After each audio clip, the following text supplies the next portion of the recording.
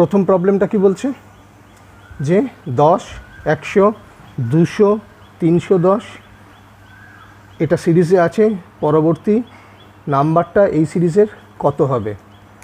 ভীষণ সোজা এটা। তাহলে দেখি এখানে এইটার সাথে এটা ডিফারেন্স কত আছে, +90। এটার সাথে এটা আছে কত, +100। এটার সাথে কত আছে, 110। তাহলে এটার সাথে এটা কত হবে, 90, 100, 110, 10 করে হচ্ছে। তাহলে পরের সংখ্যাটা যেটা আসবে তার সাথে এর ডিফারেন্স হবে 120। তাহলে সেই সংখ্যাটা হবে কি 310 + 120, সেটা হবে কত, 430। তাহলে মিসিং সংখ্যার জায়গায় হবে কত, 430 অ্যান্সার। দ্বিতীয় প্রবলেমটা কি বলছে, সিরিজে আছে কে 2, 3, 10, 29, 66 আর সিরিজের মিসিং সংখ্যাটা আছে কত, সেটা আমাদেরকে ক্যালকুলেট করতে হবে।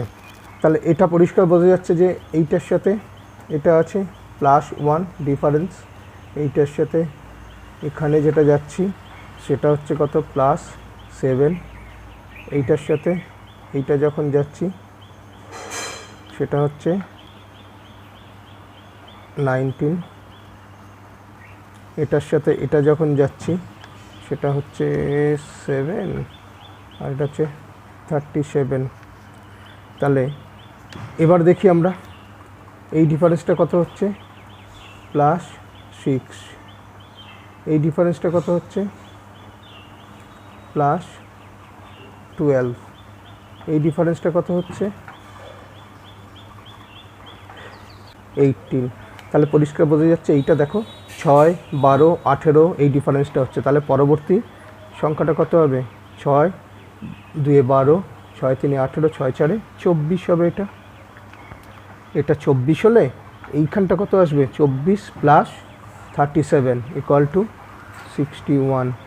এখানটা 61 হলে এখানটা কত আসবে, তাহলে এটা আসবে 66 + 61। 66 আর 61 যোগ করলে 127। ঠিক আছে, তাহলে মিসিং সংখ্যাটা কত আসবে, 127 আনসার।